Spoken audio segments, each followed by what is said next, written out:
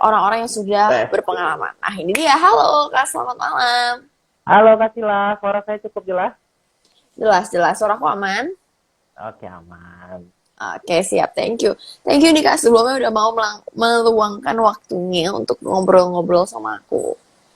Oke, nih. Nah, sebelum kita berbincang lebih jauh, tentunya aku mau tahu dulu dong nih, Kakak tuh sekarang siapa dan kenapa bisa ada nongol nih di sini.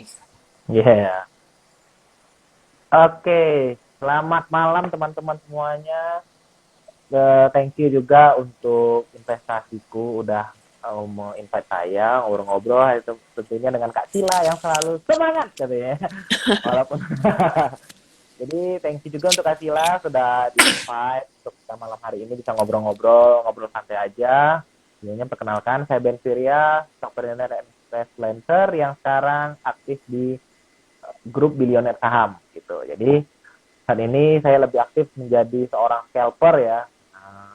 Untuk hariannya tradingnya lebih ke gaya tradingnya scalpingan. Dan mungkin itu aja dulu ya perkenalannya untuk Oke. teman-teman semuanya. Iya, boleh-boleh. Tipis-tipis dulu aja, kalau nggak nanti kita nggak ngobrol nih, ya Iya. kan? Nah, boleh dong Kak kalau gitu ceritain, udah dari tahun berapa di pasar modal, dan udah gimana tuh ceritanya bisa terjerumus ke dalam pasar modal? Cialah, terjerumus. Terjerumus. Oke, kalau ditanya mulainya kayaknya saya mulai sebelum COVID ya, dekat-dekat sebelum era COVID gitu, era COVID 2020, berarti saya 2019 terakhir ya, 2019. Desember Oke. gitu, Desember 2019 saya mulai ikut mulai dari kelas SPM pertama kali ya, sekolah pasar Oh, modal oke. awalnya. Kenalnya sudah dari sekolah pasar modal, ikut sering seminar-seminar investasi kayak gitu ya. Akhirnya mulailah tertarik untuk terjun di pasar modal. Biasalah kalau kita sudah baru buka RDN gitu ya sebagai orang baru udah top up 500.000 tuh, rasanya sudah keren banget ya. Sudah Heeh.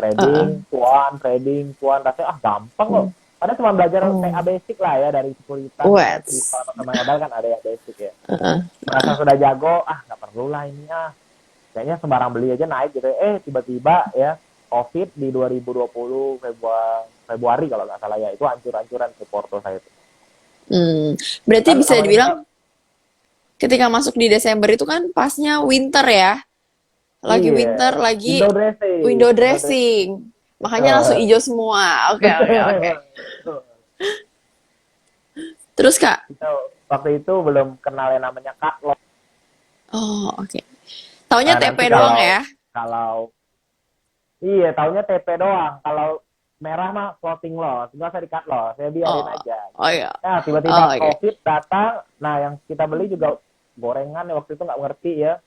Oh, oke. Akhirnya itu hampir equity saya loss. Sahamnya cuma nggak banyak ya, cuma ada 5 gitu.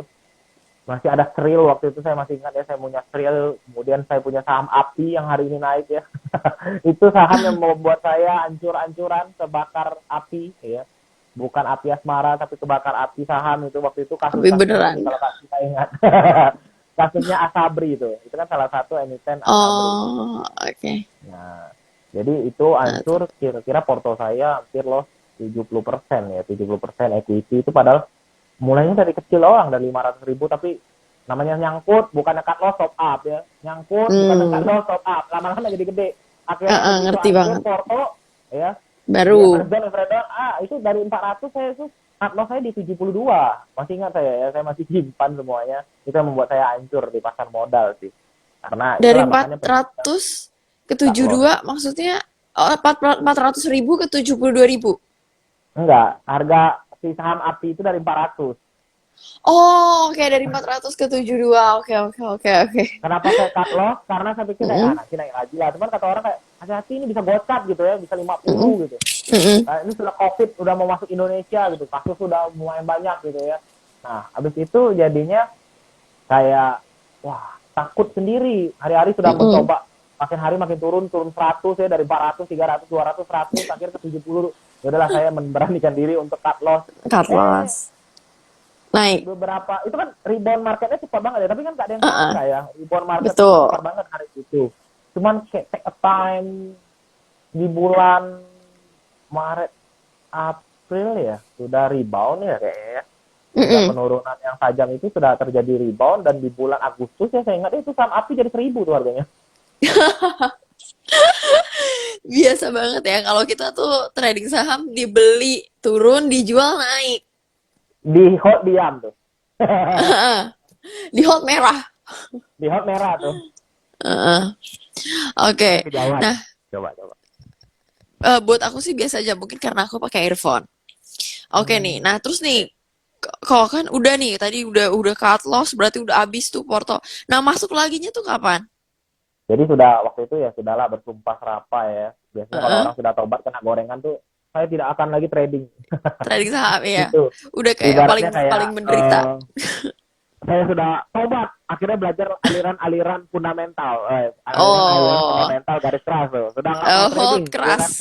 Melihat Fundamental apa garis naik keras. turunnya buntut api itu Pusing. sampah. Heeh. Ya biasa gitu ya orang-orang fundamental ya. Heeh.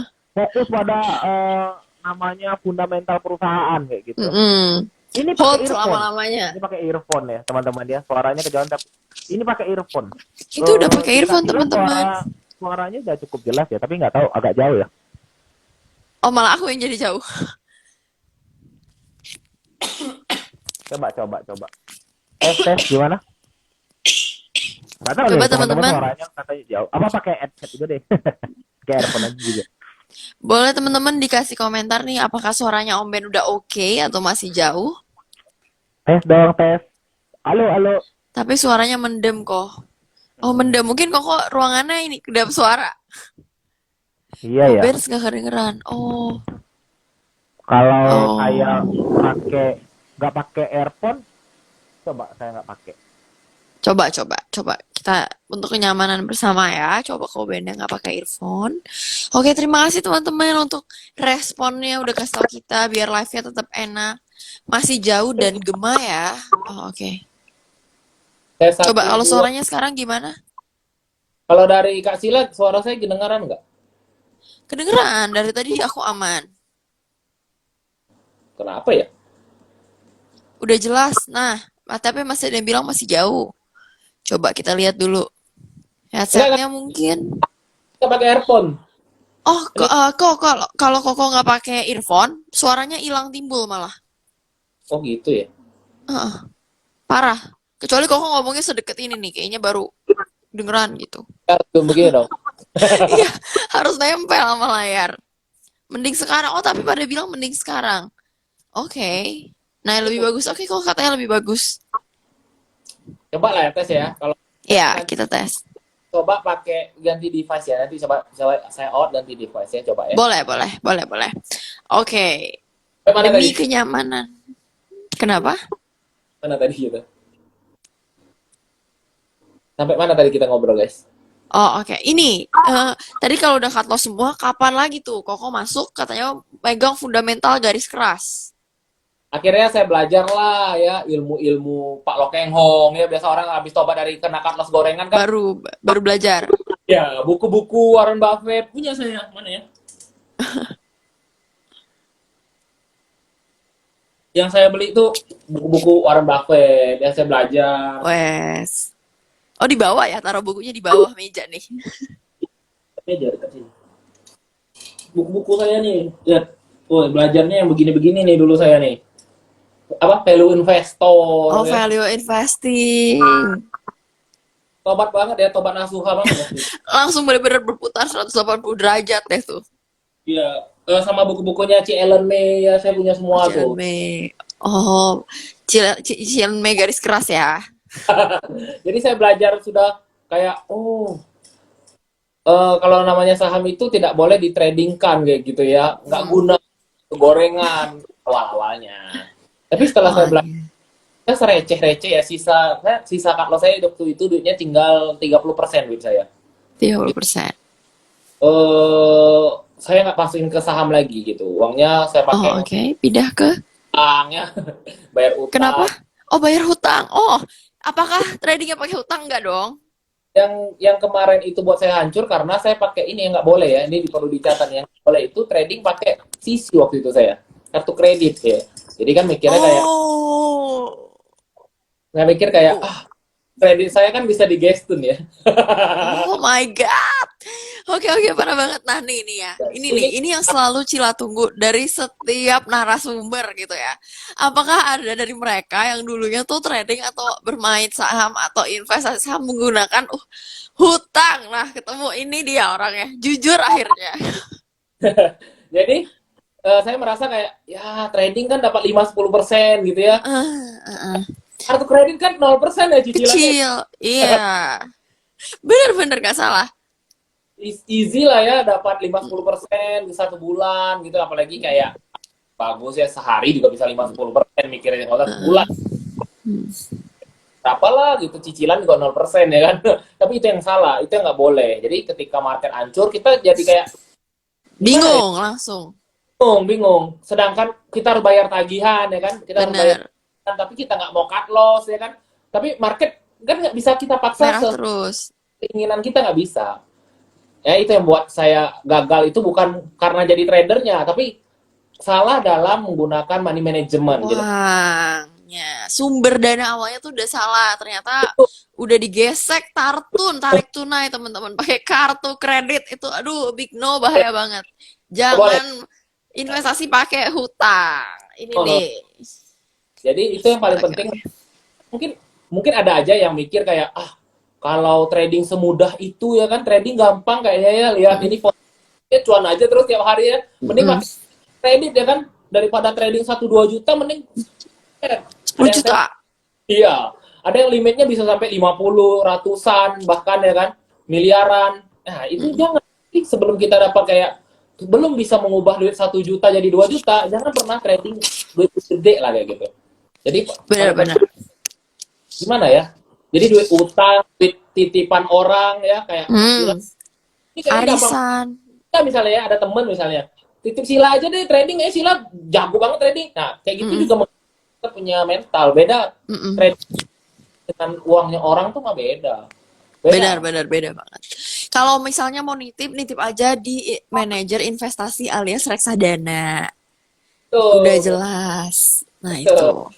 itu. Ada paling benar Oke. tuh. Ember. Nah, kok itu jangka waktu nih dari Koko Katlo sampai akhirnya Koko belajar fundamental garis keras. Nah, sampai akhirnya sekarang jadi scalper lagi.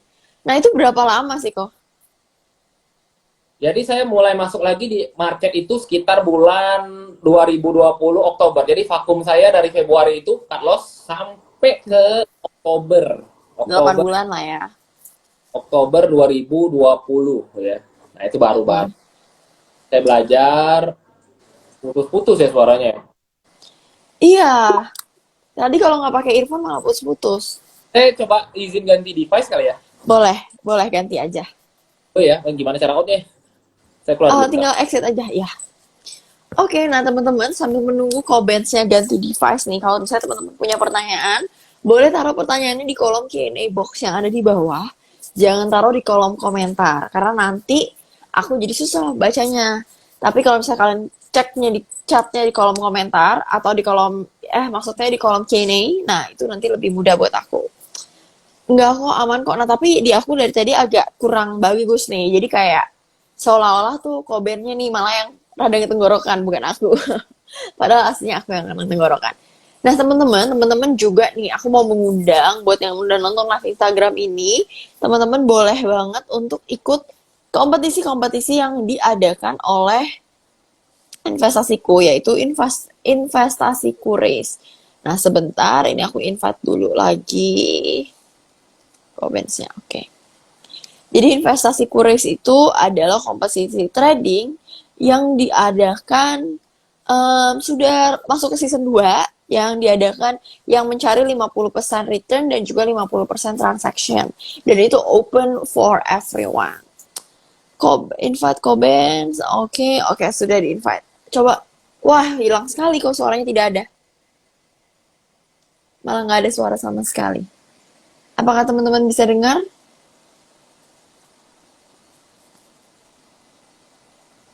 Oke, pakai earphone boleh. Aku nggak bisa dengar sama sekali. Kosong suaranya, cuma bisa membaca gerakan bibir. CL gerakan bibir. Di aku masih nggak ada suara. Apakah di teman-teman ada suara? Boleh ketik di kolom chat. Nggak ada juga kok. Nggak ada. Nggak denger, bener-bener nggak ada suaranya.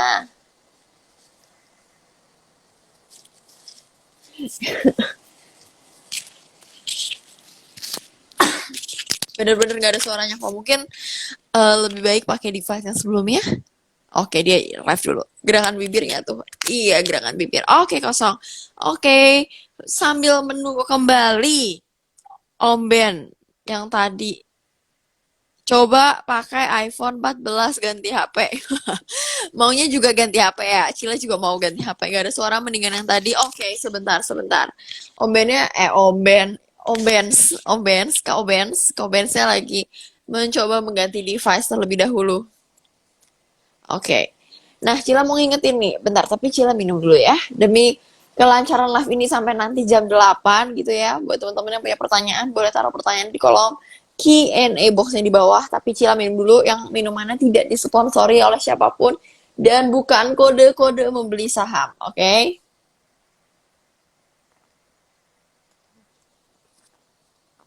Oke, kalau kali ini kita koben ya. Karena kebiasaan ya, aku udah 2 kali live sama Om Ben. Jadi begitu sama Kobens, beda. Langsung Kobens apa Om Ben sih kacil? Kobens, Kobens. Malam ini kita sama Kobens. Adanya Om Ben ya. Adanya Om Bens adalah Kobens. Oke. Oke. Mau resesi waktunya cicil iPhone 14. Betul. Kalau Kobens ini gampang lah cicilnya. Tes sudah oke. Boleh tes suara kok? Tidak ada sama sekali. Cuman nyam gitu. Gak ada suara sama sekali. Gak ada suara di aku. Apakah di teman-teman ada suara? Waktu pas untuk kakak. Nanti ya kita bahas lebih lanjut nih. Permasalahan saat ini adalah narasumber kita tidak ada suaranya. Sebentar.